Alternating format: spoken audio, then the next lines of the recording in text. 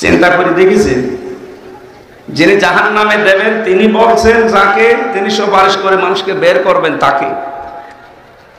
নবীজিকে যদি আল্লাহ বলতে পারেন, হ্যাঁ নবী আপনি পারবেন ওই লোকটাকে জাহান্নাম থেকে বের করে নিয়ে আসতে, প্রশ্নবোধক চিহ্ন দিয়েছেন, আফা আনতা, ইন্টারোগেটিভ সেন্টেন্স এটা। তার মানে আল্লাহ প্রশ্ন দিচ্ছেন না আপনিও পারবেন না। নবী যদি কাউকে বের করতে না পারে, হামজা পারবে? পারবে? এই জন্য এটা যেহেতু জান্নাতের বাগান, এখানে আল্লাহ কোনো জাহান্নামী মানুষকে নিয়ে আসবে না। যারা আমরা এসেছি নবীজির এই হাদিস এবং কোরআনের আয়াত অনুযায়ী আমরা বিশ্বাস করতে পারি যে আমরা জান্নাতি, খালিদিনা ফিহা লা ইয়াবগুনা আনহা হিওয়ালা। কারণ মানুষ যদি জান্নাতে যায় সে চিরকাল থাকবে, কোনোদিন তাকে বের করে দেওয়া হবে না, লোকটা বের হতেও চাইবে না। হযরত ইদ্রিস নবীর জীবনী পড়েছিলাম তাফসিরে, খুব শখের নবী ছিলেন। আমরা আজরাইল ফেরেশতা একবার ডাক দিয়ে বলেছে, মাবুদ আমি তোমার নবী ইদ্রিসের সাথে বন্ধুত্ব করতে চাই। ঠিক আছে যাও। এসে তিনি ডাক দিলেন, নবী ইদ্রিস আমি এসেছি আপনার সাথে বন্ধুত্ব করার জন্য, আমি কিন্তু সাধারণ না, আমি অসাধারণ ফেরেশতা আজরাইল, আমি জান কবজ করি।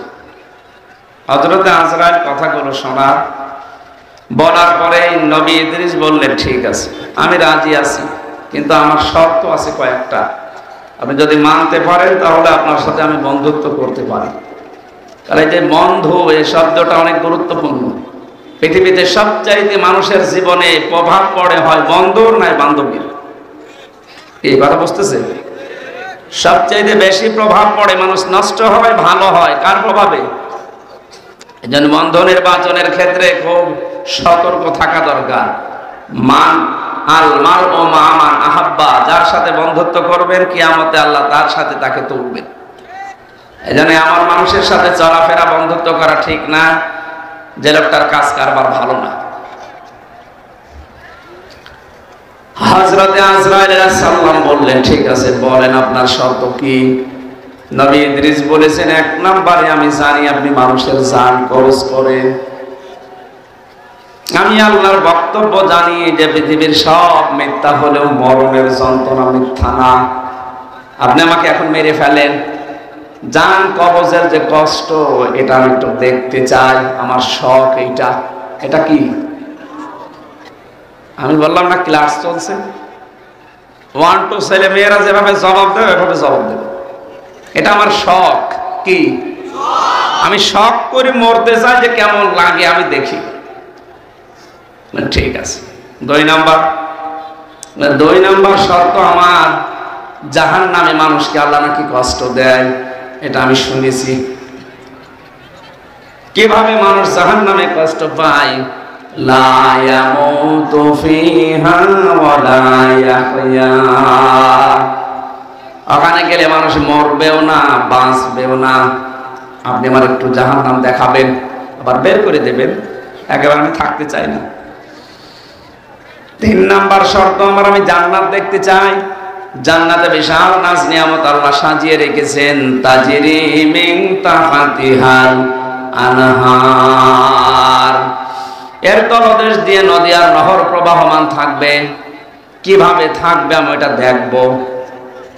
হযরতে আজরাইল আল্লাহকে বললেন, আল্লাহ গিয়েছিলাম তো নবী মনে করে ভালো জায়গায়, কিন্তু ভেজাল, মরিয়ে দেখতে চাই। আল্লাহ পাক বলেন, আজরাইল আমার বান্দা যখন আকাঙ্ক্ষা করেছে, তার শখ যখন ঠিক আছে, তারা 3টা শর্ত পূরণ করো। তিনি তাকে মেরে ফেললেন।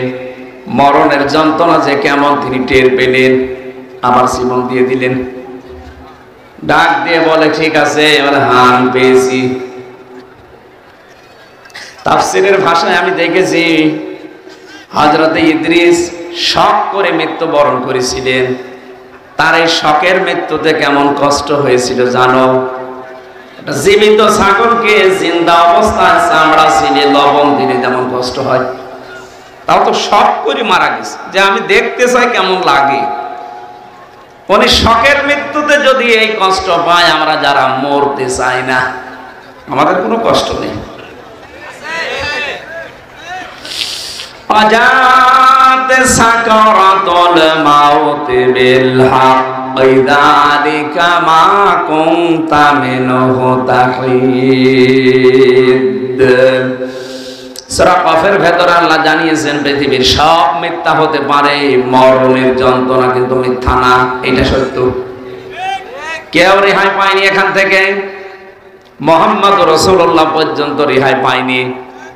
হযরত আজরাইল এসে শুধু তার বুকের উপরে হাতটা রেখেছিলেন, ডাক দিয়া বলেন, হে নবী, আপনি যদি থাকতে চান আমি আপনাকে রেখে যাব, যদি যেতে চান নিয়ে যাব। আমাকে আল্লাহ দায়িত্ব যেই দিন দিয়েছে ওই দিন থেকে আজকের এই দিন পর্যন্ত পৃথিবীর কোন সৃষ্টির কাছে আমি অনুমতি নেইনি, আমার লাগেও না। যখন যেটা অর্ডার হয় শুধু নিয়ে চলে আসি। কিন্তু আজকে আমি এসেছি আপনার সাথে অনুমতি নেওয়ার জন্য, আপনি যেতে না চাইলে নিয়ে যাব না। নবীজি জিজ্ঞাসা করেন, আজরাইল কতদিন থাকা যাবে? যতদিন ইচ্ছা আপনার, তারপরে মরা লাগবে।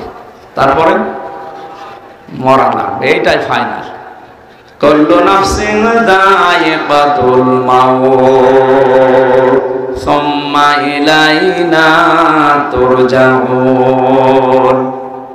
প্রত্যেকের একদিন মরা লাগবে, সবাইকে আল্লাহর কাছে ফিরে যাওয়া লাগবে। নবীজি ডাক দিয়ে বলেন, আজরাইল মরা যখন লাগবে তখন আমি আর নশ্বর দুনিয়ায় থাকতে চাই না, নিয়ে চলো আমার বন্ধুর কাছে। আমি হাদিস পড়েছি নবীজির মৃত্যুর, এই হাদিসটা ইন্তেকালের হাদিস।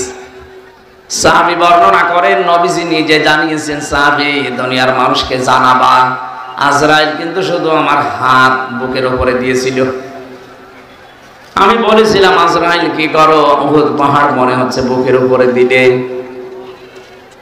ফেরেশতা বলে, হে রাসূল, আমি হাত দিয়েছি শুধুমাত্র, আমি জানি আল্লাহর পরে আপনার স্থান। দুনিয়াতে এত আসানের সাথে কারো জান আমি কবজ করেছি বলে আমার মনে হয় না। বিশ্বনবী বলেন, আজরাইল হাত সরাও, আমি আর সহ্য করতে পারি না। এটাই যদি তোমার হয় আসানি মৃত্যু, তাহলে তোমার আযাবের মৃত্যু কোনটা? বলে একটু শুরু করি তাহলে। নবীজি ওই দিন বলেছেন, আজরাইল যত কষ্ট দেওয়া যায় মৃত্যুর আমাকে দিয়ে দাও, আমার এতিম উম্মতকে তুমি এইভাবে কষ্ট দিও না। গোপন কথা, হযরতে আজরাইল ওই দিন তিনি বলে ফেলেছিলেন, হে রাসূল, আপনার উম্মতদেরকে আপনি শেষ কথাটা জানিয়ে যান। এই মানুষগুলো যদি 5 ওয়াক্ত ফরজ নামাজ আদায়ের পরে আয়াতুল কুরসির 10টা ক্ষমতার কথা আল্লাহ দিয়েছেন। কয়টা? 10টা ক্ষমতার কথা আল্লাহ এর ভেতরে দিয়েছেন।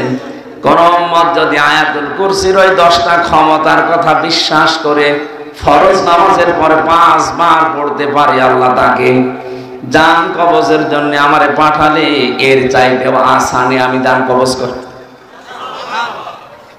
প্রশ্ন পেলাম কি? হযরতে আজরাইল আসবে, জানও কবজ করবে, কিন্তু আয়াতুল কুরসি যদি ফরজ নামাজের পরে কেউ একবার করে পড়ে, 5 ওয়াক্ত নামাজে 5 বার, আমরা যেভাবে পড়ছি এইভাবে না, এর ভেতরে 10টা ক্ষমতা কুদরতের কথা আছে। কয়টা? এগুলো আপনাকে আগে জানা লাগবে, বিশ্বাস করা লাগবে, এবং প্র্যাকটিক্যাল লাইফে দেখানো লাগবে যে হ্যাঁ আমি মানি। ঝড় আসলে আপনি উল্টিয়ে যাবেন, ওর নাম পড়া না। কথা বুঝতেছেন না? আপনি বোঝেননি, আন্দাজে চিল্লিয়েছেন। আজরাইলের শর্ত ছিল কি? আপনার উম্মতদেরকে বলেন, তারা যদি আয়াতুল কুরসির ভেতরে আল্লাহর যে 10টা ক্ষমতার কথা আছে, আল্লাহর 10টা পাওয়ার, শক্তি, কুদরতের কথা আল্লাহ দিয়েছেন, এটা যারা 5 ওয়াক্ত ফরজ নামাজের পরে পড়বে, শুধু পড়বে না, বিশ্বাস করবে এবং তাদের জীবনে তারা দেখাবে, তাদের জান কবজ হবে এমন অবস্থায় মনে হয় মায়ের স্তন মুখ লাগিয়ে ঘুমিয়ে পড়েছে। তাহলে আমরা যদি আমলটা শুরু করতে পারি, অন্তত মরণের যন্ত্রণা থেকে আমরা রেহাই পেয়ে যাব নাকি? সমস্যা হয়ে দাঁড়িয়েছে যে 10টা বিষয়। আমার তো যতটুকু বাস্তবতা আমি দেখতেছি, এদেশে 10টা না, একটা আমরা মানি না। তাহলে আয়াতুল কুরসি কিয়ামত পর্যন্ত পড়ি আপনি কি করবেন?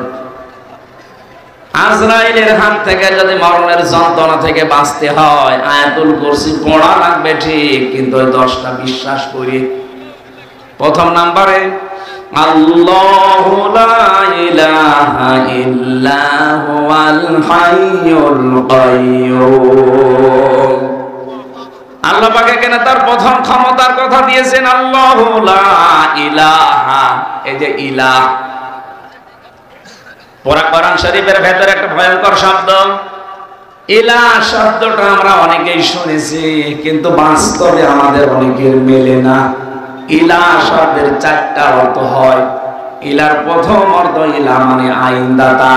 ইলাহ মানে, একটু আস্তে বলেন, আপনি নিরপেক্ষ দৃষ্টি দিয়ে বলেন তো, আপনি কি সত্যি আল্লাহর আইনের পক্ষের লোক? না।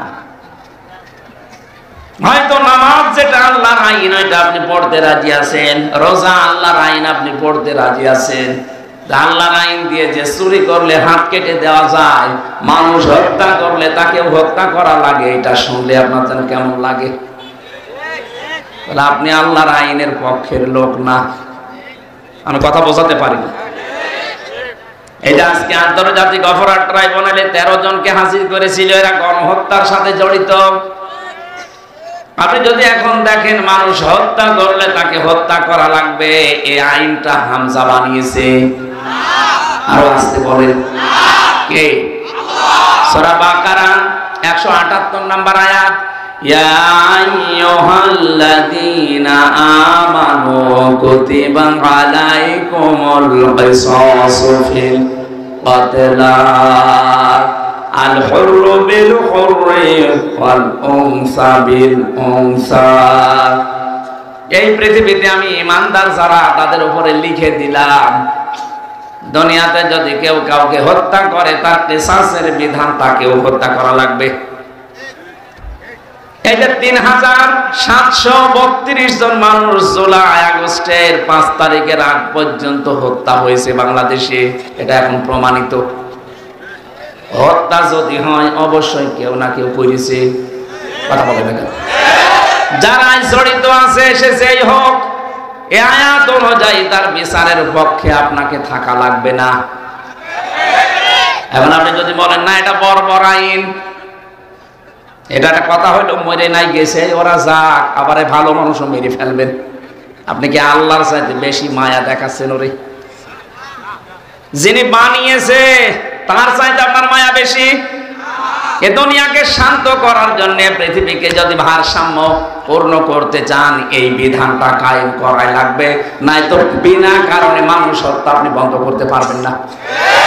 আল্লাহ বুঝে শুনে আইন দিয়েছেন, জানে মানুষের দুর্বলতা কোথায়। একটা মানুষকে যদি বাইতুল মুকাররমের সামনে নিয়ে ওই জায়গায় এক কোপে দুনিয়া থেকে বিদায় করে দেওয়া হয়, আগামী কিয়ামত পর্যন্ত এই দেশে বিনা কারণে কেউ কাউকে হত্যা করার আদেশ দেবে না। দিয়েছিল না 6 সালে? উনি আদেশ দিলেন, সারা দেশ থেকে আসো, লগে বইটা নিয়ে আসো। কেন আপনি দিলেন এটা? আল্লাহকে আপনাকে ওহী নাযিল করে জানিয়েছে যে লগে বইটা নিয়ে আসতে বলো, মানুষ পিটিয়ে মেরে লাশের উপরে ড্যান্স দাও বলেছিল। কোন কারণে এটা করলেন? আপনি হুকুমের হুকুমের আসামি না আপনি? এখন আন্তর্জাতিক অপরাধ ট্রাইব্যুনাল যেটা দিয়ে বিচার হয়েছিল 71 সালের, এটা এখন 24 সালের বিচার হচ্ছে। আজকে থেকে অলরেডি আরম্ভ হয়ে গেছে। এখন প্রমাণ তো সব আমাদের কাছে আছে, তামাম দুনিয়া এখন কত আপডেট, সব প্রমাণ ভিডিও ক্লিপ আকারে আছে। জামালপুরের এক মন্ত্রী ছিল টাকলা মুরাদ, তার মাত্র 6 মিনিট 32 সেকেন্ডের একটা অডিও ক্লিপ ফাঁস হয়েছিল মাহির সাথে। বিশ্রী ভাষায় কথা বলেছিল, ওটা রেকর্ড হওয়ার পরে ওটা ইন্টারনেটে চলে গেছে।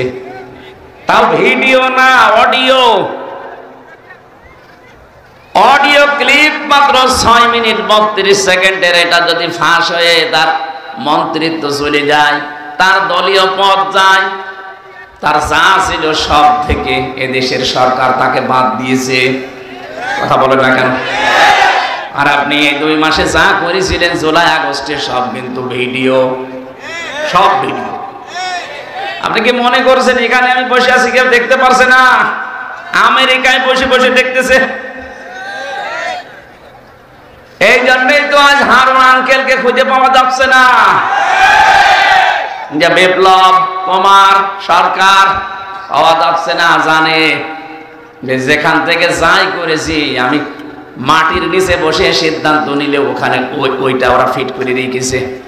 এত উন্নত তারা। তামাম দুনিয়া জানতেছে যে হ্যাঁ এগুলো ভিডিও ক্লিপ সব ধরা আছে। 2006 সাল থেকে 24 সাল পর্যন্ত যত কিছু করেছেন এখন সবগুলোর বিচার সামনে। আমরা চাই মানুষ হত্যা করার বিচার, যেহেতু মানুষ হত্যা করা লাগবে, যদি প্রমাণ হয় এগুলো কোনো বিচার না, একবারে এদের শেষ করে দিন। সামনের দুনিয়ায় যারাই আসবে চেয়ারে তারা চিন্তা ভাবনা করে মানুষ মারার অর্ডার দেবে। আর এখন যদি এরা ছাড় পেয়ে যায়, সামনে যারা চেয়ারে বসবে ওরা বলবে চল, অসুবিধা নেই। এই জন্য দুনিয়ার ভারসাম্য রক্ষা করার জন্য বিচার খুব দরকার। আরে বিচার সম্পন্ন করার জন্য, ন্যায় বিচার করার জন্য আল্লাহর আইন মাস্ট বি লাগবে। এই জন্য ইলাহ শব্দের প্রথম অর্থ আইন। ইলাহ মানে যিনি আইন বানাতে পারেন। আলাহুল খালক ওয়াল আমর তাবারাকাল্লাহু রাব্বুল আলামিন। বলেন আল্লাহু আকবার। আল্লাহ পাক বলেন আমি বানিয়েছি দুনিয়া, কারো সাহায্য আমার লাগেনি, আমি বানিয়েছি। আলাহুল খালক ওয়াল আমর, দুনিয়া আমি বানিয়েছি, এখানে আইনও চলবে আমি আল্লাহর। এখন এই যে বিচার আরম্ভ হয়ে গেছে, চলছে। এই কয়েক বছরে 15.5 বছরে যে বিচার আমরা দেখলাম, দেখে অনেকেই খুশি ছিল। হ্যাঁ ঠিক আছে, ওরা অপরাধী, ওদের বিচার করেন। আরে ওটা 50 বছর আগে, আর আপনি একেবারে টাটকা অপরাধী। ওরা তো 71 সালে 50 বছর পার হয়ে গেছে, আর আপনারটা মাত্র 2-3 মাস আগের। তাহলে বিচার আরো কত তাড়াতাড়ি হওয়া দরকার। সত্যি যদি বিচার যেভাবে হচ্ছে হবেও, আমি আশা করছি হবেও। যদি হয়ে যায় এই দেশ দেখবেন ঠান্ডা হয়ে যাবে। এই বিশ্বাস নিয়ে আপনাকে আয়াতুল কুরসি পড়া লাগবে যে আমি আল্লাহর আইনের পক্ষের লোক।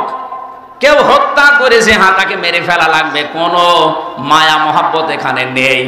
কেউ চুরি করেছে, তার হাত কেটে দেওয়া লাগবে, এইটাই বিধান। এখন যদি বলেন না একটা জীবিত মানুষের হাত কেটে দেবে, একটা কথা হইলো, আপনি আল্লাহর চাইতে বেশি বোঝেন।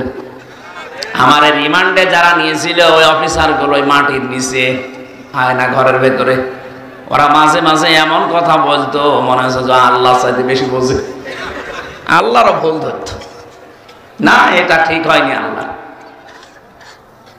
আমি বাকিগুলো নাই বললাম না, ওইটা বলা আমার উদ্দেশ্য না। আমি শিক্ষা দিচ্ছিলাম ইলাহ মানে আইনদাতা।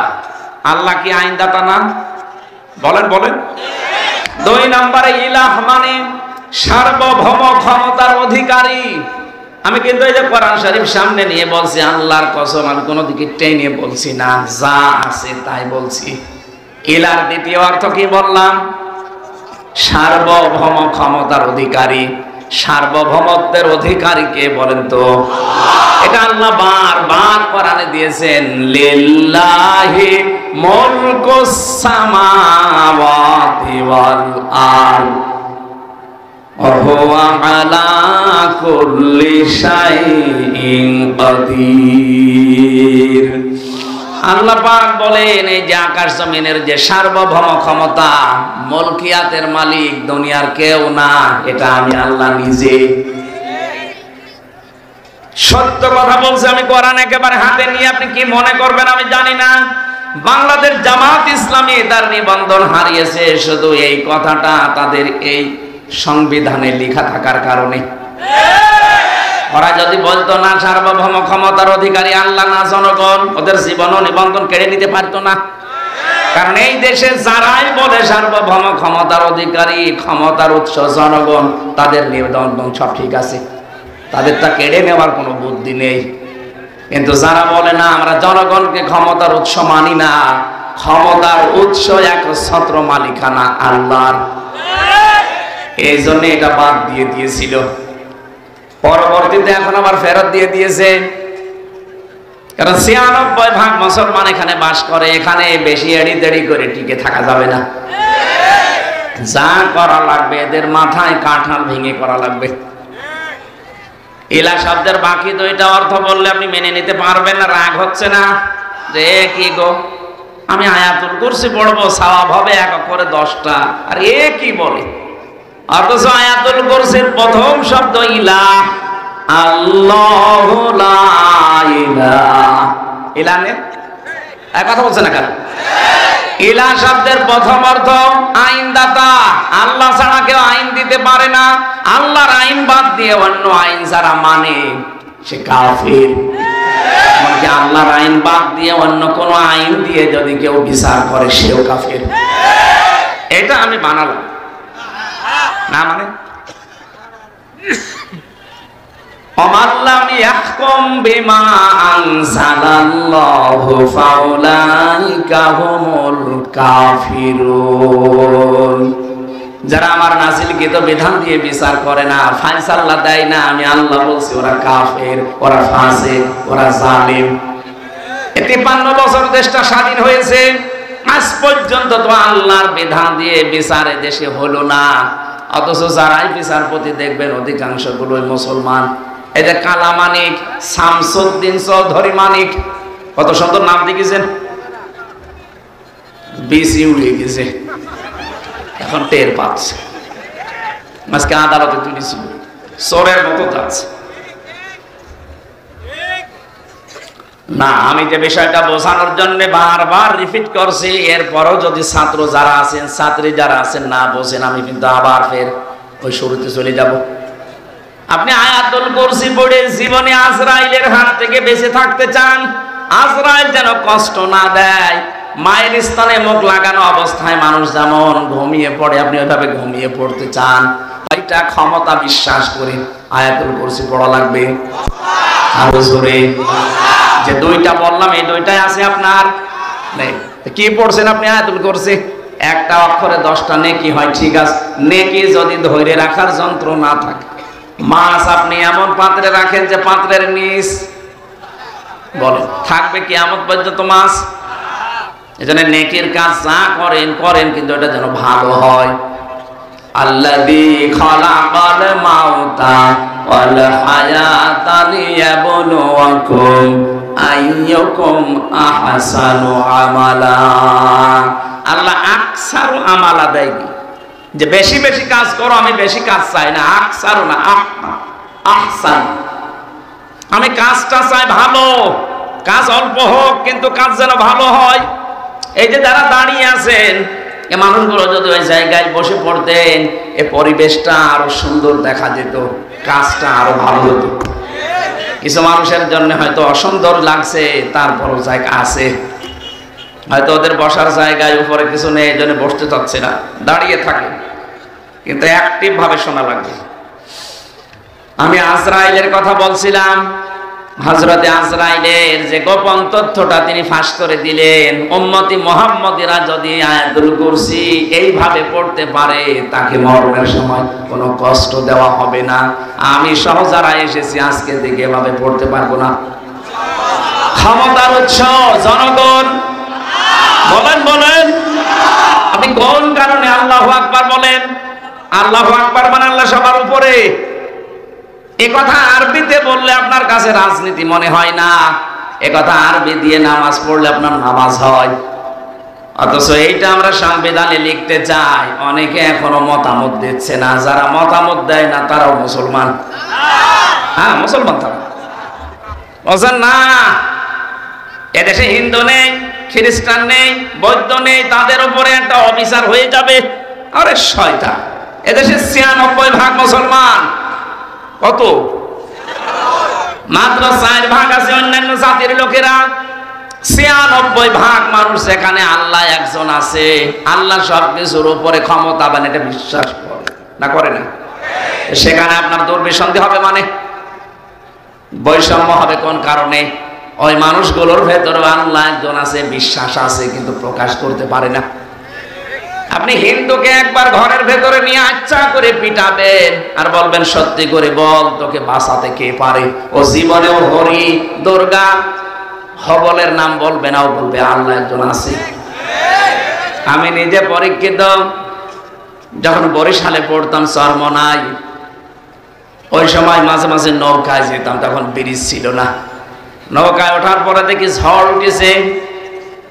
আমরা যারা মুসলমান বলছিলাম ইলাহা ইল্লাল্লাহ, হিন্দু দাদা আর দাদি দুইজনেই বলছে লা ইলাহা ইল্লাল্লাহ। কি গো, চেহারা দেখে মনে হচ্ছে অন্য ধর্মের। কালেমা পড়েন মানে মুসলমান হয়েছেন? বলছে না, কালেমা পড়েন। আমারে বলছে যে ঝড় উঠেছে এ ঝড়ে কালী দুর্গার কাজ না, এ আল্লাহ লাগবে। ওরাও জানে দুনিয়াতে কঠিন বিপদে পড়লে মানুষ হিসাবে আমরা যে মানবীয় গুণাগুণ নিয়ে বড় হচ্ছি, আমাদের ভেতরে একটা দুর্বলতা আছে, অস্থিরতা আছে। আজকের তেলাওয়াত কিন্তু আয়াতের 3 আয়াত আগে আছে, ইন্নাল ইনসানা খুলিকা হালুআ ইযা মাসসাহুশ শাররু জাযুআ ওয়া ইযা মাসসাহুল খায়রু মানুআ। অবশ্যই মানুষকে অস্থির করে বানিয়েছে, বিপদে পড়লে হায় হতাশ করে, হতাশা ঘিরে ধরে, মনে হয় আর মনে হয় সূর্য উঠবে না। কোনো কিছু যদি পাই, আমার নিয়ামত কল্যাণ কিছু পেলেই তখন কৃপণ হয়ে যায়। এগুলো মানুষের স্বভাব। এই জন্য কঠিন বিপদে পড়লে হিন্দু বলেন, খ্রিস্টান বলেন, বৌদ্ধ বলেন, সবাই মনে হয় উপরওয়ালা একজন আছে।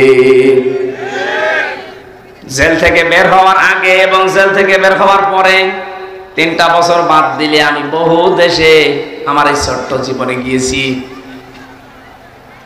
কতগুলো দেশ আমি ভ্রমণ করে দেখেছি। খ্রিস্টানদের সাথে, ইহুদিদের সাথে, বৌদ্ধদের সাথে আমি মিশে দেখেছি।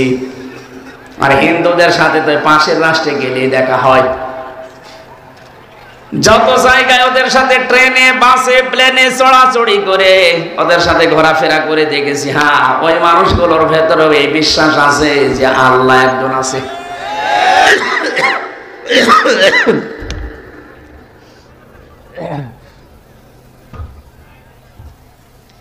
হয়তো সরাসরি আল্লাহ এটা বলে না, কিন্তু উপরওয়ালা বলে।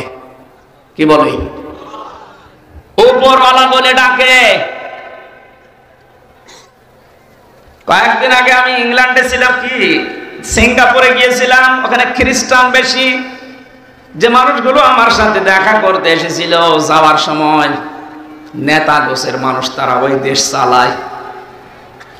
ওনারা আমাকে এই শর্ত দিয়েছে যে আপনি কথা বলবেন, আপনার ধর্মীয় গ্রন্থ যেটা আছে কোরআনে কারিম, ওরা কোরআন জানে, কোরআন থেকে কথা বলেন, কিন্তু কোনো ধর্মকে আপনি ছোট করবেন না। আমি বলেছি কোন ধর্মকে আমি ছোট করার জন্য আসি নাই, কিন্তু সত্য ধর্ম যেটা সেটা আমি তুলে ধরবই। 4500 ধর্ম আছে দুনিয়াতে, আল্লাহর কাছে মনোনীত মাত্র একটা ধর্ম, ইন্নাদ-দীনা ইনদাল্লাহিল ইসলাম। আল্লাহ পাক বলেন আমার কাছে একমাত্র মনোনীত পছন্দনীয় ধর্মের নাম ইসলাম। বাকি 4500 যা আছে সব মানুষের বানানো, মানুষ উলট পালট করেছে। শিক্ষিত মানুষ তো ভেতরে যেহেতু বিবেক আছে একটু নাড়া দিয়েছে। আমি বললাম আপনার এখনই মুসলমান হওয়া দরকার নেই, এখন ঈমান আনা লাগবে না, আপনি চিন্তা ভাবনা করেন। ইংরেজি ভার্সন পাওয়া যায়, কোরআনের তাফসীর বের হয়েছে, আপনি পড়েন। পুরাটা একবার পড়ে আমার সাথে বলবেন। এই যে নাম্বার, হোয়াটসঅ্যাপ সব দিয়ে গেলাম, কথা বলবেন। আমি মাঝে মাঝে যোগাযোগ করি, কি কত দূর হয়েছে। কেউ বলে 2 পারা চলছে, কেউ 3 পারা। ওরা ইংরেজিতে ড্রাইভিং করা, ওইগুলো পড়ে। টনি বেলাওয়ারের শালিকা, টনি বেলাওয়ার নাম শোনেননি? এই লোকটার শালি ছিল, ছোট শালি। ও আমেরিকা থেকে ইরানের তেহরান বিমানবন্দরে এসে নেমেছে। ওকে খ্রিস্টানরা গোয়েন্দা হিসাবে পাঠিয়েছে। ও কিন্তু অনার্স মাস্টার্স করা একটা মেয়ে। বিশ্ববিদ্যালয় থেকে, তাও পৃথিবীর নাম করা বিশ্ববিদ্যালয় থেকে অনার্স মাস্টার্স করে, ডক্টরেট করে, পিএইচডি করে এসে নেমেছে। কোটি কোটি ডলার তাকে দিয়েছে যে মুসলমানদের কাছে যাবে তাদের ঈমানটা ধ্বংস করার জন্য। খুব সুন্দরী মহিলা, আপনি ইন্টারনেটে সার্চ দেবেন পাবেন। এত ফর্সা, ওর উপরে যেগুলো দেখা যায় এগুলো যদি এত ফর্সা হয় বাকিগুলো নাই বললাম। এত সুন্দরী। তেহরান বিমানবন্দরে নামার পরে এক মুসলমান এগিয়ে এসেছে, ও মাই ব্রাদার এদিকে আসেন। ডাক দেওয়ার পরে বলছে, আপনারা ইসলাম মেনে চলেন? ইরান একটা মুসলমান রাষ্ট্র। তেহরানের বিমানবন্দরে নেমে বলছে, আমার একটা ইসলাম জানার জন্য অথেন্টিক বই দিন। ইসলাম আমি জানতে চাই, আমি মানব না, আমি মুসলমান হব না, কিন্তু ইসলাম আমি জানতে চাই। নির্ভেজাল ইসলাম জানা যাবে যে বই পড়লে, ওই বই দিন। আপনার কাছে কোনো হিন্দু এসে যদি বলে যে আমি মুসলমান হব না কিন্তু আমি ইসলাম জানতে চাই, তার অধিকার নেই। এই কথা বলছে না কেন? কোরআন শরীফ কি আপনার বাবার নাকি? হাদা বায়ানুল লিন্নাস, বায়ানুল লিন্নাস। এখানে আল হাজা বায়ানুল লিল মুসলিমিন দেয়নি যে মুসলমানদের জন্য না, মানুষ পদবাচ্যে যারা বিবেচিত সবার জন্য কোরআন শরীফ। আমি আপনার বিবেকের কাছে বলছি, কোন খ্রিস্টান এসে যদি বলে হামজা আমি মুসলমান হব না, ঈমান আনবো না, কিন্তু আমি ইসলাম জানতে চাই, আপনি জবাব দিতে পারবেন না যে তার অধিকার নেই? অধিকার আছে না?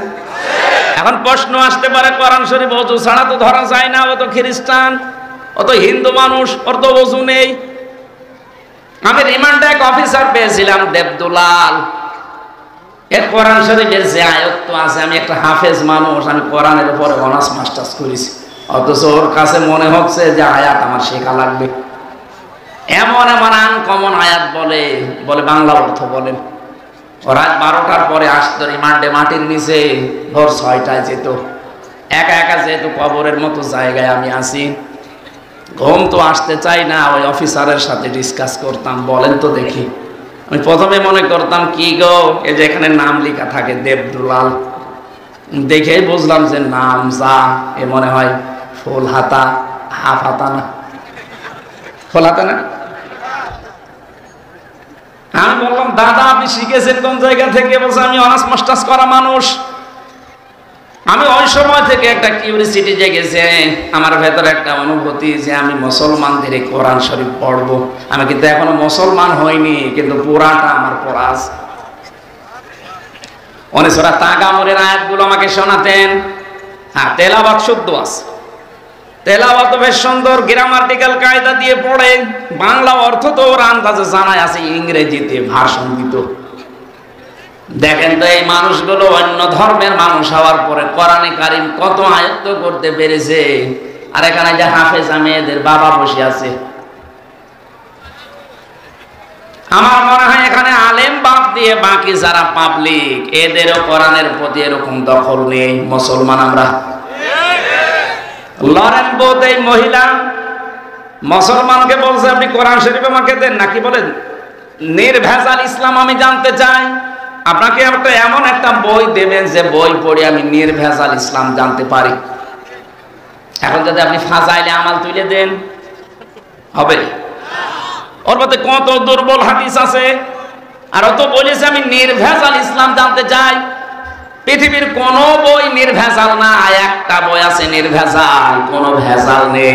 যালিকাল কিতাবুলা রাইবা ফীহি। মুসলমান তাকে কোরআন শরীফ দিয়েছে, শুধু না তাফসীর দিয়েছে, এই নেন, এটা পড়লে আপনি নির্ভেজাল ইসলাম জানতে পারবেন। উনি বলছে আমি 3 বছর লন্ডনে ছিলাম, ইরানে ছিলাম, 3টা বছর পড়া কোরআন শরীফ আমি আনাকুম জানাকুম পড়ি নাই, পড়ার মতো পড়েছি। প্রতিটি শব্দের অর্থ আমার একটা না একাধিক অর্থ আমার আয়ত্তে আছে। এটা গিরিশচন্দ্র সেনের নাম শুনেছি, উনি নাকি কোরআন শরীফ প্রথম বাংলা করেছে। না, ওনার আগেও 2 জন করেছিল, নয়মুদ্দিন আর বসমিয়া, এই 2 জন মিলে আগে করেছে আংশিক, আর পূর্ণাঙ্গ কোরআন বাংলায় অনুবাদ করে দেখিয়েছে নরসিংদীর এই গিরিশচন্দ্র সেন। কোরআনের তাফসীর করতে হলে এক একটি শব্দের একাধিক অর্থ আপনার জানা থাকা লাগবে। আমি কোরআনের ছাত্র, সারাটা জীবন আমার এই 33 বছর বয়সের, আমার মনে হয় 22 বছরই কোরআনের উপর চলছে।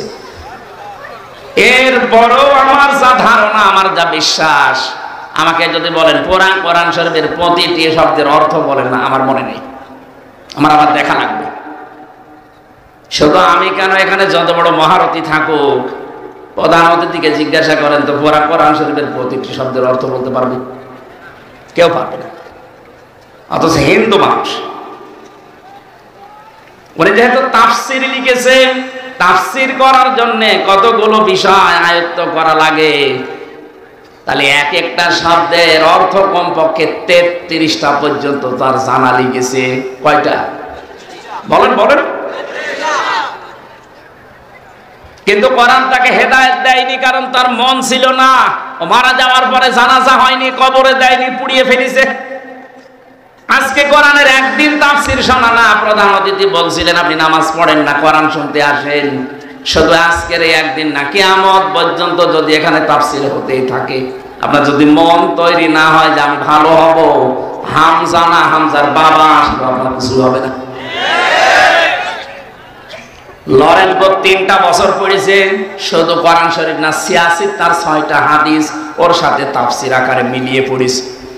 পুরাটা 3 বছর শেষ করার পরে মুসলমান হয়ে গেছে। সাংবাদিকরা ডাক দিয়ে বলছে কি আপনি একজন খ্রিস্টান। তামাম দুনিয়ায় সবচাইতে বেশি মানুষ বাস করে কোন ধর্মে? খ্রিস্টান। বলেন বলেন। এরপরে মুসলমান। আমরা হচ্ছে 175 কোটি, আর ওরা 250 কোটি। বাকি অন্যান্য জাতির লোকরা আছে তামাম দুনিয়ায় 750 কোটি মানুষ আছে, 257টা রাষ্ট্র আছে। সবচাইতে বড় রাষ্ট্রের নাম বাংলাদেশ। কয়েকদিন আগে আমি মালয়েশিয়া ছিলাম, সফর করে দেখলাম বাংলাদেশের চাইতে 8 ডবল বড়। 8টা বাংলাদেশ জোড়া দিলে যত বড় হবে এক মালয়েশিয়া একা অত বড়। আমি ভারতে বহু রাজ্যে ঘুরেছি, বাংলাদেশের চাইতে 29 ডবল ভারত। বাংলাদেশ 59টা জোড়া দিলে যত বড় হবে এক আমেরিকা একা অত বড়। তাহলে আমেরিকার কাছে বাংলাদেশ একটা পাড়া না? 59টা বাংলাদেশ জোড়া দিলে যত বড় হয় আমেরিকা একা অত বড়।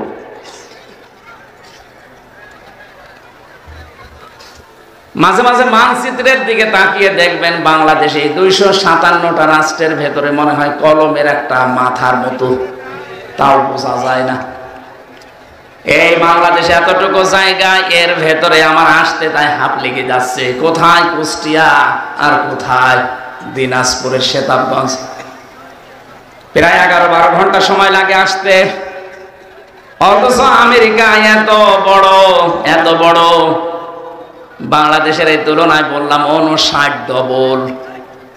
এই দেশে 64টা জেলা আছে, তার ভেতরে দিনাজপুর মাত্র একটা জেলা। একটা জেলা না? এখানে আমার হয় 13টা না কয়টা থানা আছে, তার ভেতরে সেতাবগঞ্জ একটা থানা। এ থানায় কতগুলো গ্রাম আছে, সে গ্রামের ভেতরে এই ধনতলা না কি যেন দেখলাম, দনতলা, যাই হোক এটা উল্টা পাল্টা নাম তো। একটা গ্রাম, গ্রামে কত জায়গা দেখছেন না? কত শত শত বিঘা জমি পড়ে আছে, তার ভেতরে এইটা একটা জায়গা। এই জায়গায় কত হাজার হাজার মানুষ, তার ভেতরে আপনি একজন। আপনি বলেন তো বাংলাদেশের তুলনায় আপনি কি? কিছুই না। বাংলাদেশের তুলনায় যদি বলেন কিছুই না, তাহলে ভারতের তুলনায় আরো কিছু না। আমেরিকার তুলনায় আপনাকে তো খুঁজেই পাওয়া যাবে না। এখন প্রশ্ন আসতে পারে আল্লাহ কি আমার দিকেও দৃষ্টি দিয়েছে? হ্যাঁ। বিশাল সমুদ্রের নিচে যে পাথর আছে, পাথরের উপরে কালো পিপিলিকা হেঁটে যায়, ওই পিপিলিকার পায়ের আওয়াজ পর্যন্ত আল্লাহ আরশে বসে শুনতে পায়। এই আমার আল্লাহ। লয়ের কথা বলছিলাম এই জন্যে, মেয়েটা পড়ার পরে মুসলমান হয়ে সাংবাদিকরা বলছে আপনি খ্রিস্টান, বেশি মানুষ খ্রিস্টান ধর্মে, আপনি খ্রিস্টান থাকতে পারতেন, আর একটু ভালো খ্রিস্টান হবেন। আপনারা মুসলমান হয়ে গেলেন মানে? লরেন বুথ বলেছে দেখো আমি এসেছিলাম ভোট ধরার জন্য। কোরআন আমি আনাকুম জানাকুম তানাকুম পড়ি নাই, পড়েছি একেবারে বুঝে বুঝে 3 বছর সময় লাগিয়ে। পোড়াটা আমি শেষ করেছি কয়েকবার। আমি 51 জায়গায় লাল দাগ দিয়েছিলাম যে ভুল পাওয়া গেছে। মুসলমানরা বলে লা রাইবা ফি, কোনো ভুল নেই। আমি তো পেয়েছি 53 জায়গায় ভুল পেয়েছি। কি করলেন? বলে শেষ নাম্বার জায়গায় যে দেখি যে আয়াতে ভুল ধরি তার আগের আয়াতে পরের আয়াতে ওই জবাব আল্লাহ আগে দিয়ে দিয়েছে।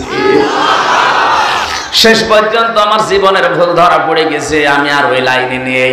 আমার বাপ দাদার ধর্ম ত্যাগ করে আমি কিন্তু যেমন তেমন মানুষের আত্মীয় না। লরেন বুথ, টনি বেলাওয়ারের শালিকা, আমেরিকার সাবেক প্রেসিডেন্ট।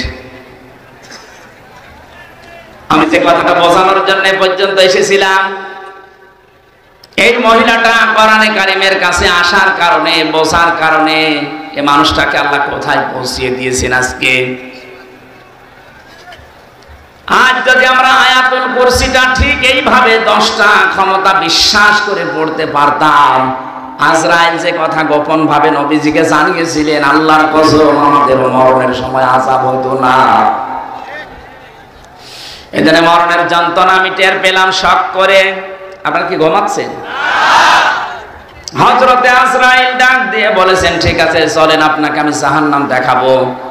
জাহান্নামের বিভিন্ন জিনিস দেখানোর পরে বলছে আমারে বের করেন, আমি আর থাকতে চাই না। ঠিক আছে চলেন। জান্নাত দেখতে চাই। জান্নাতে প্রবেশ করার পরে বলছে কি দেখা হয়েছে? বলে হ্যাঁ দেখলাম। চলেন এবার।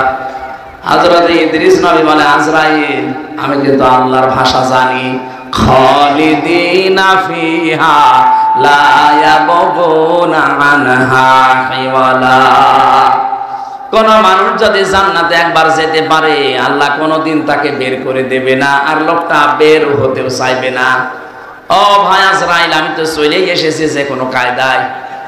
আল্লাহ তো বলেছে যে বের করে দেবে না, তুমি ঝামেলা করো কেন? চলে যাও। হযরতে আজরাইল বলেছে, রব্বুল আলামিন তোমার নবী ইদ্রিস বড় চালাক। আল্লাহ পাক বলেন, ফিরে আসো আজরাইল, আমার নবী ইদ্রিসের কপালে আমি এইটাই লিখেছিলাম। আমি কথাটা বোঝানোর জন্য এই হাদিসটা নিয়ে এসেছি যে জান্নাতে কোনো মানুষ যদি একবার প্রবেশ করতে পারে, আল্লাহ পাক তাকে বের করে দেয় না, সে বের হতেও চায় না। এটা যে নবীজির ভাষায় জান্নাতের বাগান, আপনি বিশ্বাস করেন তো? কথা বলেন না কেন? তার মানে এখানে আমরা যারা এসেছি, এই প্যান্ডেলে যারা আছি, আমরা সবাই নবীর ভাষা অনুযায়ী জান্নাতি। কি বলেন?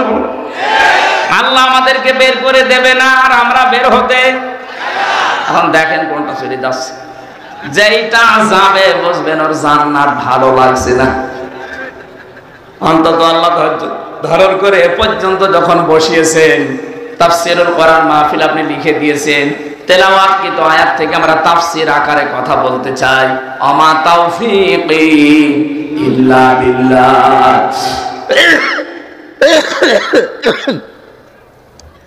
সুবহানাল্লাহ। পানি নেই?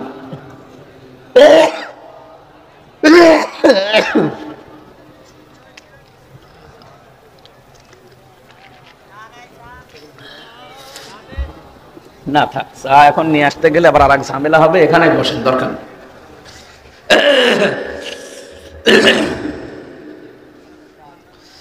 সুবহানাল্লাহ আলহামদুলিল্লাহ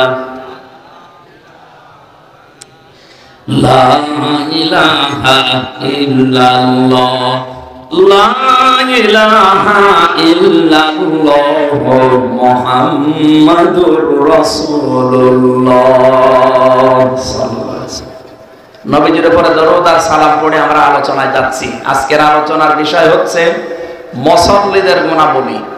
আমরা মুসল্লি না? নামাজ অন্তত এক ওয়াক্ত পড়লেও তো পড়ি, পড়লেও ঈদের নামাজ পড়ি, কিছু না হলেও বাবা মরে গেলে জানাজার নামাজ তো পড়ি।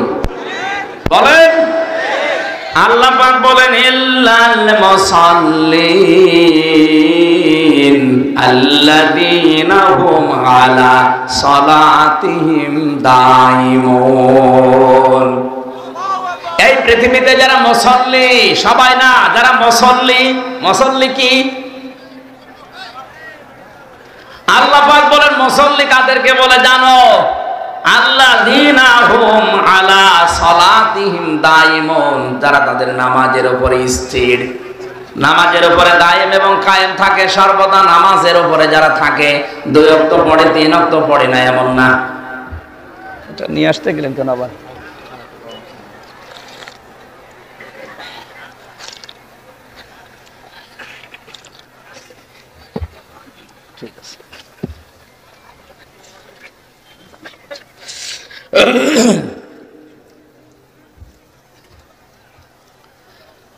মুসল্লিদের কথা বলতে গিয়ে ইবনে কাসিরের তাফসিরে আমি আয়াত পড়তে গিয়ে দেখলাম আল্লাহ পাকের কাছে সবচাইতে বেশি প্রিয় ওই কাজটা, যে কাজটা ধারাবাহিকভাবে করা হয়। 2 দিন করলেন, 3 দিন বাদ দিলেন না। আপনি যদি তাহাজ্জুদের নামাজ পড়েন, নিয়মিত পড়বেন। আপনি 2 রাকাত পড়েন, 4 রাকাত পড়েন, কিন্তু নিয়মিত আপনি আদায় করবেন। আস্তাগফিরুল্লাহ যদি প্রতিদিন 100 বার করে পড়েন, 2 দিন পড়েছেন, 5 দিন বাদ দিয়েছেন না, ওটা আল্লাহ রেগে যায়। আপনি যখন নিয়মিত করবেন ওই কাজটা, আল্লাহর আরশ আপনার উপরে খুশি হয়ে যাবে। আমি কয়েকটা আমলের কথা এখন বলছি, নারী এবং পুরুষ সবার জন্য প্রযোজ্য। সব সময় অজু থাক আর না থাক, শরীর পাক থাক আর না থাক, সব সময় মুখে জারি রাখবেন আস্তাগফিরুল্লাহ ওয়া আতুবু ইলাইহি, আস্তাগফিরুল্লাহ ওয়া আতুবু ইলাইহি। যদি এটা বেশি বড় হয়ে যায় শুধু বলবেন ইগফিরলি ইগফিরলি অথবা আস্তাগফিরুল্লাহ আস্তাগফিরুল্লাহ। এটা পড়লে মানুষের মনের ভেতরে যে অশান্তি আছে, আল্লাহ বলেন আমি নিজে ওইটা দূর করে দেই। আর একটা আমলের কথা বলছে, বিপদ আপদে মুসিবতে সব সময় লেগে আছে। যদি পারো তো পক্ষে দরুদ শরীফ পড়ার চেষ্টা করবেন।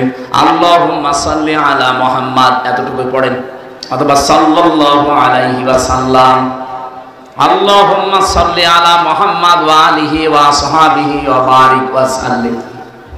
এরপর আরো 2টা আমল আছে। নবীজি বলেন কেউ যদি এটা সব সময় বলে হাসবুনাল্লাহ হাসবুনাল্লাহ ওয়া নি'মাল ওয়াকিল, নি'মাল মাওলা ওয়া নি'মান নাসির। আর ইউনূস নবী বিপদে পড়ে যে দোয়া পড়েছিলেন ওইটাও পড়তে পারেন, লা ইলাহা ইল্লা আনতা সুবহানাকা ইন্নী কুনতু মিনাজ জালিমিন। কয়টা বললাম মনে আছে আপনাদের? 1 নম্বরে আস্তাগফিরুল্লাহ, 2 নম্বরে দরুদ শরীফ, 3 নম্বরে আপনি সব সময় চলতে ফিরতে হাসবুনাল্লাহ অথবা লা হাওলা ওয়ালা কুওয়াতা ইল্লা বিল্লাহ এ পর্যন্ত। সব সময় যদি মনের ভেতরে মুখের ভেতরে জারি থাকে, কঠিন বিপদ আকস্মিক অ্যাক্সিডেন্ট থেকে আল্লাহ বাঁচিয়ে দেবে। আপনারা জানেন কয়েকদিন আগে মাওলানা আব্দুল হাই সাইফুল্লাহ বড় ভাই আমার অ্যাক্সিডেন্ট করে ওনার এই চোখ প্রায় নষ্ট হয়ে গেছে। ডাক্তাররা এখন চিকিৎসা চালাচ্ছে, আশা করছি সুস্থতার দিকে যাবে। দিনের একজন মুখলেস দায়ী ছিলেন, এদেশে শিরক আর বেদাতের বিরুদ্ধে বজ্রকণ্ঠ ছিল তার। নওগাঁর সন্তান, আমার বিশ্ববিদ্যালয়ের শ্রদ্ধাভাজন বড় ভাই, আমি আল কোরআনের ছাত্র, উনি আল হাদিসের। ডক্টর মরহুম আব্দুল্লাহ জাহাঙ্গীর রহমতুল্লাহ আলাইহির ছাত্র। বড় ভাই আব্দুল হাই মোহাম্মদ সাইফুল্লাহ, আল্লাহ যেন শেফায়ে কামেলা আজেলা দান করেন, খুব তাড়াতাড়ি সুস্থ করে আবার কোরআনে কারিমের এই ময়দানে আল্লাহ তাকে ফেরত দেন, বলেন আমিন।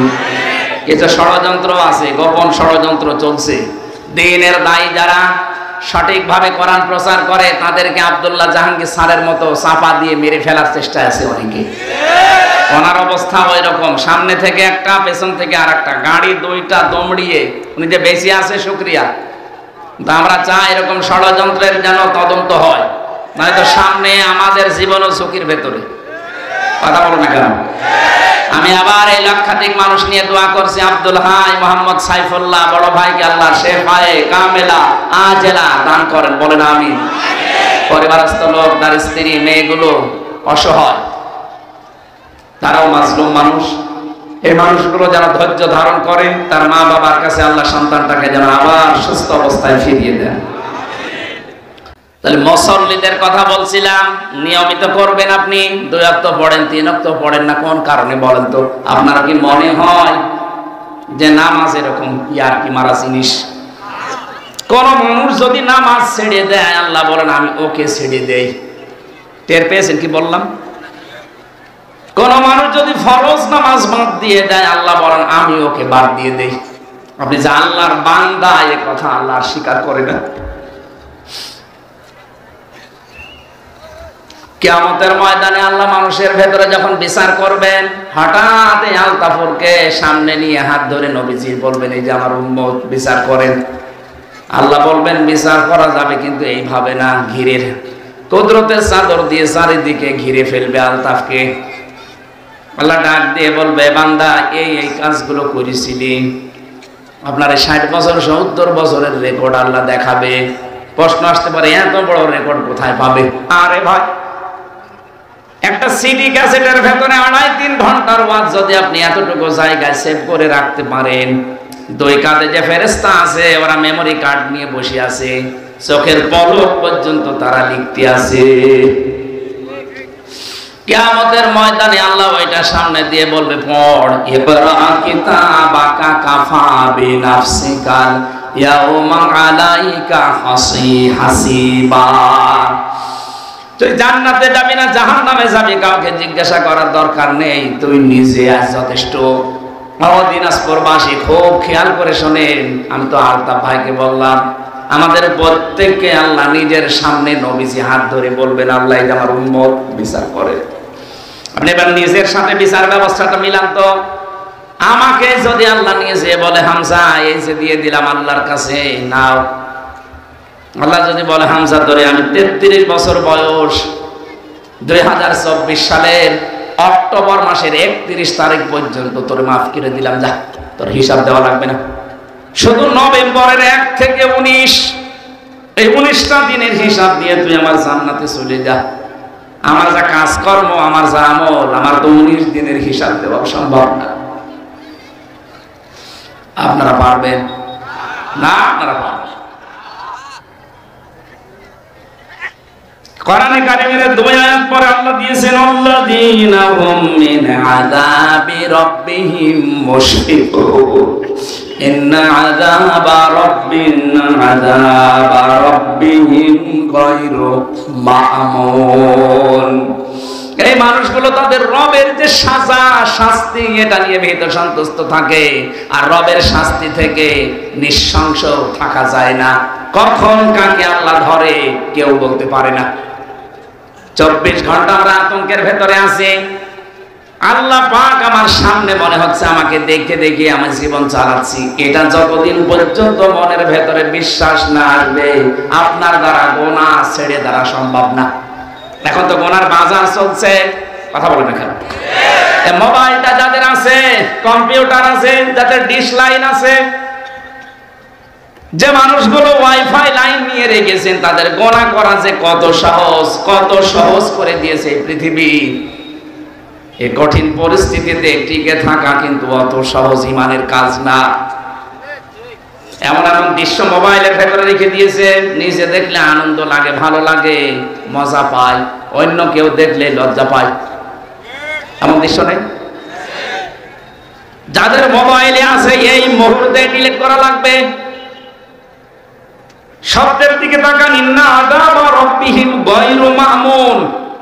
আল্লাহর আযাব থেকে কেউ নিঃশংস থাকা ঠিক না। কখন আল্লাহ আপনাকে মরণ দিয়ে দেয়, এখনই মরে গেলে কিন্তু মোবাইলটা আপনার স্ত্রী, আপনার বোন, আপনার ভাই, আপনার মা বাবা ব্যবহার করবে। একথা বলছেন না? এখন বাড়ি যেতে পারলেন না, মনে করেন মরে গেলেন, মোবাইলটা ব্যবহার করবে আপনার বাবা। কে? আপনার বাবা যদি দেখে যে এর ভেতরে উলঙ্গ নাচ, আমার এই হামজা বসে বসে দেখতো, মরে যাওয়ার পরে কি ধারণা করবে বলেন? দোয়া করা, বলবে আল্লাহ ওরে আরো দাও। সুতরাং এই মুহূর্তে আমি সহজার আছি, যেটা দেখলে নিজে শান্তি পাওয়া যায়, আনন্দ পাওয়া যায়, অন্য দেখলে লজ্জা পান, এই মুহূর্তে ডিলিট করেন। আমার এটার ভেতরে শুধু লেকচার আছে স্যারদের, আন্তর্জাতিক স্কলার যারা, আর আমার বিশ্ববিদ্যালয় স্যারদের লেকচার আমি প্রায় 250-এর উপরে সেট করে রেখেছি। দেখার মতো শুধু ওইটাই, আর বাকি আমার পরিবারের, আমার মেয়ের ছবি আছে, ছোট মেয়েটা। আপনার মোবাইলে এই মুহূর্তে যদি ডিলিট না করেন, আমি ওয়াজ করব না। করেন, সময় দিলাম 30 সেকেন্ড, করেন। এখনই ওয়াজ আমল করা লাগবে, করেন, তাড়াতাড়ি করেন। এই যে একজন করছে, এই কি করবি?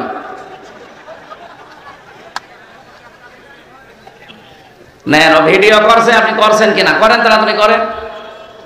যার মোবাইল আছে অ্যান্ড্রয়েড মোবাইল, এই মুহূর্তে মোবাইল থেকে ভিডিও অপশনে যান।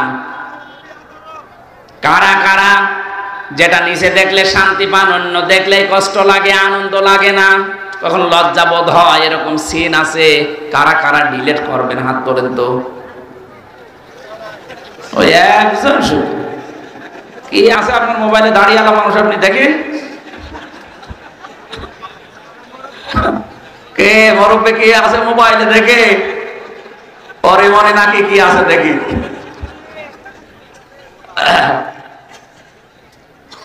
বাটন মোবাইল নিয়ে এসেছে, ও কি দেখবে? না, আমি হাসির জন্য দেয়নি। আপনি বলেন তো কি জবাব দেবেন এখনই যদি মরে যান? আর মোবাইলটা নিয়ে যদি আপনার বউ দেখে, বলবে কি নিয়ে সংসার করতাম? নাউজুবিল্লাহ, এর চরিত্র এত খারাপ, এটা বলবে না বলবে না? বলেন, বলবে না?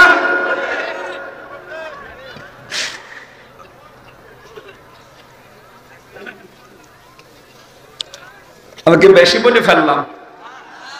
এটা মোবাইলে আছে না নেই বলেন তো? যারা মুসল্লি তাদের কিছু গুনাহ আল্লাহ এবার দিচ্ছেন, শোনেন। আল্লাহ পাক বলেন, আল্লাহ ওয়াল্লাযীনা ফি আমওয়ালিহিম হাক্কুম মা'লুম লিস-সাইলি ওয়াল মাহরুম ওয়াল্লাযীনা ইউসাদ্দিকুনা বিয়াউমিদ্দিন। যারা মুসল্লি হবে, এই মানুষগুলো সত্যিকার অর্থে যদি নামাজি হয়, মাল সম্পদের প্রতি তাদের মহব্বত আস্তে আস্তে কমতে থাকবে। কারণ তাদের মালের ভেতরে, সম্পদের ভেতরে অনেকের হক লুকিয়ে আছে। যারা প্রার্থী, যারা ফকির, যারা মিসকিন, যারা অসহায়, যারা বঞ্চিত, তাদেরকে সেই মাল থেকে সে দিয়ে তাদের অভাব সে দূর করে দেবে। এরকম নামাজি দেশে আছে। আরে নামাজি হযরত ওসমান নামাজি ছিলেন। নবীজির কাছে এক ভিক্ষুক এসে বলে, হে রাসূল, আমি আজ কয়েকদিন যাবত কিছু খাইনি, দয়া করে আমারে কিছু খাবার দিন। নবীজি বললেন, আমার অবস্থা সেরকম ভালো না, তুমি আমার জামাই ওসমানের কাছে যাও। হযরত ওসমানের কাছে বাড়িতে গেলেন। বাড়িতে সেই তিনি লক্ষ্য করলেন হযরত ওসমান বাড়ির ভেতরে চেঁচামেচি করছে। কি হয়েছে? মানে মাগরিবের আগে ওনার স্ত্রী বাতি ধরিয়েছে, ল্যাম্প বাতি বলে না, ওই বাতি গ্যাঞ্জাম করছে বাড়িতে, স্ত্রীকে গরম দিচ্ছে। ওই এত তাড়াতাড়ি বাতি ধরানো দরকার কি? এখনো তো সন্ধ্যা লাগেনি। এই সাইল এই ভিক্ষুক চিন্তা করছে, আল্লাহ নবীজি কার কাছে পাঠালো? এ আমার চাইতে বড় কিপটা। মাগরিবের একটু আগে বাতি ধরিয়েছে, তাই যদি বউকে গরম দেয়, এ আমারে দান করবে। বিশ্বাস হয় না, চলে গেছে। নবীজি বললেন, কিছু দিয়েছে? বলে, হুজুর কার কাছে পাঠাইলেন? এটা আমার চাইতে বড় ফকির। নবীজি বললেন, তুমি বোঝো না, যাও, আবার যাও। বাড়িতে এসেছে। পরের দিন আসার পরে দেখে রোদে তিনি তোলা শুকাতে দিয়েছেন। তোলাগুলো শুকাচ্ছেন রোদে, তোলা উড়িয়ে যাচ্ছে। একটা একটা করে তোলা ধরে নিয়ে এসে আবার রেখে দিচ্ছে। আল্লাহ, কার কাছে নবীজি পাঠানো? মনে হয় না জেনে পাঠিয়েছে। একটা তোলা উড়ে যায়, তাই যদি নিয়ে এসে রেখে দেয়, তা আমারও কয় টাকা দেবে? বিশ্বাস হয়নি, ফেরত গেছে। ডাক দিয়ে বলে, নবী দরকার হয় আপনি কিছু দেন, নাই তো ওর কাছে পাঠাবেন না। ঠিক আছে, তুমি আজকে শেষ পথ যাও। আজকে এসেছে, তাকিয়ে দেখছে উঠানের উপরে রোদে গুড় শুকাতে দিয়েছে। গুড় মিষ্টি জাতীয় জিনিস। পিপিলিকা নিয়ে যাচ্ছে, পিঁপড়ার মুখ থেকে ধরে ধরে খুলে গিয়ে আবার জায়গায় রেখে দিচ্ছে। লোকটা দৃশ্য দেখে বলছে, আল্লাহ না, আমি চাবো না। এর কাছে চাবো? আমি অপমান হবো। নবীদের কাছে গিয়ে বলছে, হুজুর আপনি হয় কিছু দেন, নাই তো বলে দেন যে আমি পারবো না। আপনি ওই লোকের কাছে পাঠাবেন না। বিশ্ব নবী বলেন, আজকে শেষবারের মতো যাও। আজকে এসেছে। ওনার একটা উঠের চালান ছিল, বাইরের দেশ থেকে ব্যবসায়ী উঠের চালান, প্রায় 100টা উট আসছিল। সাহস করে এবার নবীজির কথায় বিশ্বাস করে তিনি চাইলেন, বলে, আল্লাহর নবী আমাকে পাঠিয়েছে, আপনি দয়া করে আমার কিছু দান করেন, আমি ক্ষুধার্ত। হযরত ওসমান বলেন, ঠিক আছে, এখনো তো কাছে সেরকম কিছু নেই, ওই যে ব্যবসার মাল আসতেছে, ওই যে উট ভর্তি মাল আসতেছে, যে উট তোমার পছন্দ হয় উটটা নিয়ে চলে যাও। লোকটা বলছে, আল্লাহ এ কি ইয়ার কি মারছে? যে লোকটা পিপিলিকার মুখ থেকে গুড় কেড়ে দিতে পারে, তোলা উড়ে গেলে তোলা আবার নিয়ে এসে রেখে দেয়। সন্ধ্যার আগে বাতি ধরালে বউকে গরম দেয়। আরে বলছে, উট ভর্তি মাল আমার নিয়ে চলে যাও। না, আপনি সত্যি করে বলেন তো, আপনি কি আমার সাথে ঠাট্টা করেন? কেন? আমি কিন্তু 3 দিন এসেছি আপনার বাড়িতে, আজকে দিয়ে 4 দিন আসলাম। 3 দিনের যে আচরণ দেখলাম আজকের সাথে মিলছে না। সত্যি করে বলেন আপনি কি করেন? হযরত ওসমান বলে, দেখো আল্লাহর বান্দা, প্রথম দিন এসে তুমি দেখেছি আমি গরম দিয়েছি স্ত্রীকে, এমনি না। আমি জানি পৃথিবীতে আল্লাহ পাক শুধু অপচয়কারীকে শয়তানের ভাই বলে আখ্যা দিয়েছে। ইন্নাল মুবাদ্দিরিনা কানু ইখওয়ানা শায়াতিন, দুনিয়ায় যারা অপচয় করে এরা কিন্তু শয়তানের ভাই। পৃথিবীর কোন অপরাধ করলে শয়তানের ভাই, এই কথা কোরআনে আমি পাইনি। এই একটা আয়াত সূরা বনী ইসরাঈলে আছে, যারা অপচয় করে ওরা আর মানুষ থাকে না, ওরা শয়তানের ভাই হয়ে যায়। মাগরিবের আগে আমার স্ত্রী লম্পবা বাতি ধরিয়েছে, কোন কারণে যে অপচয় করবে এটা তো আমি মেনে নিতে পারি না, এই কারণে তাকে গরম দিয়েছিলাম শিক্ষা দেওয়ার জন্য। দ্বিতীয় দিন যে তুলা উড়ে যাচ্ছিল, তুলা আসলে আমার ছিল না, আমার কাছে আমার বন্ধু রেখেছিল আমানত, নষ্ট হয়ে যাচ্ছিল, আমি শোকাতে দিয়েছিলাম। মানুষের আমানত আমার কাছে আছে, সেটা উড়ে চলে যাবে, আর আমি আমানত বসে বসে খেয়ানত করব না, এই শিক্ষা আমি পাইনি। আজ বাংলাদেশের মানুষ যারা দায়িত্বে ছিল, 1628 জন মানুষ দায়িত্বে ছিল, এই মানুষগুলো যদি হযরত ওসমানের মতো এইভাবে অ্যাক্টিভ ভাবে কাজ করতো, আল্লাহর কসমে দেশ থেকে কিয়ামতের আগে তারা ক্ষমতা থেকে যেত না। আপনি আমানতের দায়িত্ব পেয়ে সব খেয়ানত করে বসে আছেন।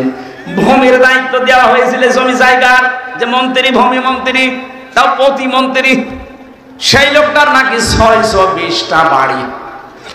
কয়টা লাগে বাড়ি আপনার? বলেন কয়টা লাগে বাড়ি? 64 জেলাতে 64টা হলে তো হয় 620টা বাড়ি বানিয়েছেন আপনি।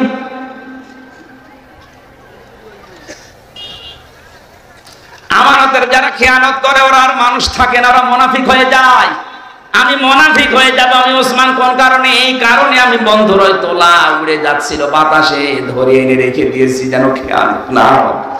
তৃতীয় দিন তুমি দেখেছো আমাকে গোড় আমি পিপিলিকার মুখ থেকে কেড়ে নিয়েছি, এই গোড়টা আমার না, এটা আমানতের গোড়, আমার কাছে রেখে গিয়েছিল। আমি ধনী মানুষ, আমার বাড়িতে জায়গা আছে, কারণে যেহেতু নষ্ট হয়ে যাচ্ছিল এই জন্য রোদে শুকাতে দিয়েছিলাম। পিপিলিকা নিয়ে যাবে আমানতের জিনিস, তার মানে বাংলাদেশে যত মানুষ দায়িত্বে ছিল দেশটা তাদের কাছে আমানত ছিল।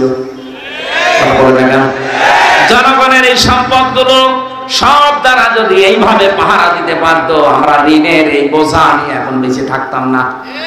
কোটি কোটি টাকা পাচার করে করে দেশটা ফোকলা বানিয়ে দিয়েছে। এখন এই দেশে কেউ জন্ম নিলে তার মাথার উপরে 1 লাখ টাকা ঋণ। টের পাচ্ছেন? তাহলে আপনি যে আমার ভোট ভর্তি করায় জিনিস দিয়ে দিচ্ছেন না, এটা আমার আখেরাত তৈরি হচ্ছে। আলতাফ সাহেব যে মাদ্রাসা বানিয়ে দিয়েছে প্রায় 18 লক্ষের উপরে খরচ করে, জমি জায়গা দিয়ে বিল্ডিং বানিয়ে।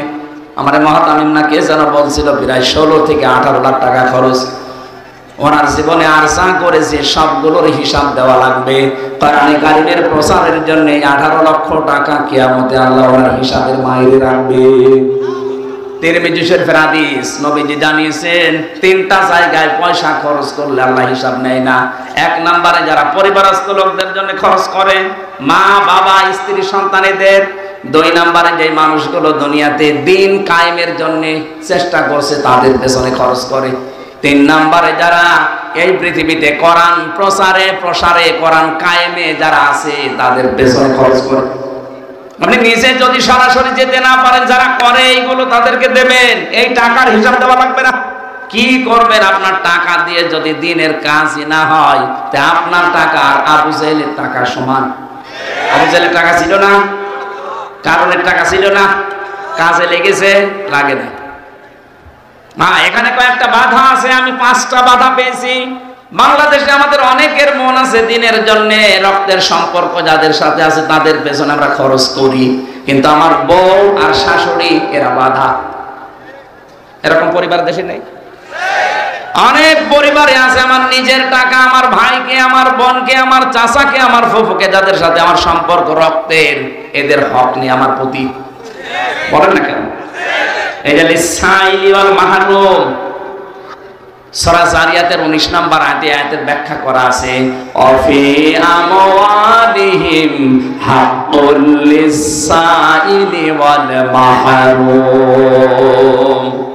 যে মানুষগুলো তাদের সম্পদ থেকে যাদের হক আছে তাদের হক বুঝে দেয়, আমার সবচেয়ে বেশি হক আমার সম্পদের উপরে, আমার সাথে সম্পর্ক রক্তের যাদের তাদের, আর আমার সাথে সবচেয়ে বেশি সম্পর্ক রক্তের আমার ভাই, আমার বোন, আমার ফুফু, এক কথা বলছে না, আমার চাচা।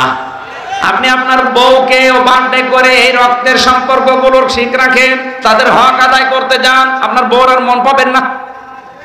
এরকম বউ দেশে নেই? এক কথা বলে না কেন? কার কার বউ এরকম মন ছোট, হাত তোলেন তো। আলহামদুলিল্লাহ, এই এলাকা তো অনেক ভালো আছে। এই এলাকায় ওয়াজ দেওয়ার দরকার নেই, এলাকায় গান দেবো। এলাকার মা বোনেরা মাদ্রাসা আছে তো ভালো হয়ে গেছে। সম্মানিত মা বোনেরা, না আমি জানি এটা রেকর্ড হচ্ছে, সারা বাংলাদেশ সহ বিশ্বে বহু মহিলার মন এরকম ছোট, তার নিজের বাবার জন্য, তার ভাইয়ের জন্য, তার নিজের মামার জন্য, চাচার জন্য খরচ করেন, কোনো অসুবিধা নেই, আরো বলবে করো।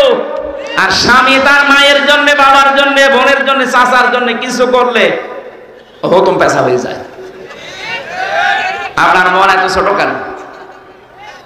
আপনি কি মনে করেন যে আমি নামাজ পড়ে রোজা করে জান্নাতে চলে যাব? কিসের জান্নাত আপনার? রক্তের সম্পর্ক যারা ঠিক রাখে না, যারা রক্তের সম্পর্কগুলো নষ্ট করে দেয়, তারা চির জাহান্নামী। কারণ এই যে রেহেম, রেহেম মানে রক্তের সম্পর্ক। রেহেম মানে কি? আল্লাহ যখন দুনিয়া তৈরি শেষ করে ফেললেন, তখন রেহেম আল্লাহর কুদরতের পাশে ধরেছিল। ডাক দিয়ে বলেন, আল্লাহ তুমি আমার সম্পর্কে কি সিদ্ধান্ত নিলে? কিছু তো জানালে না। আল্লাহ বলেন, রেহেম, দুনিয়াতে যারা রক্তের সম্পর্ক তোর সাথে ঠিক রাখবে, আমার সাথে তাদের সম্পর্ক ঠিক আছে। আর তোর সাথে যার সম্পর্ক ঠিক নেই, আমি বলি যে ওটা আমার বান্দা না, ওর দায়িত্বই আমার নেই, ওর সাথে আমি কাট। বলেন তো আপনার কারণে শুধু এটা শুধু স্ত্রীর কারণে হয়? এক কথা বলছে না কেন? হাজারো স্বামী চায় যে আমার মা বাবা আমার সাথে থাক, কিন্তু স্ত্রী চায় না।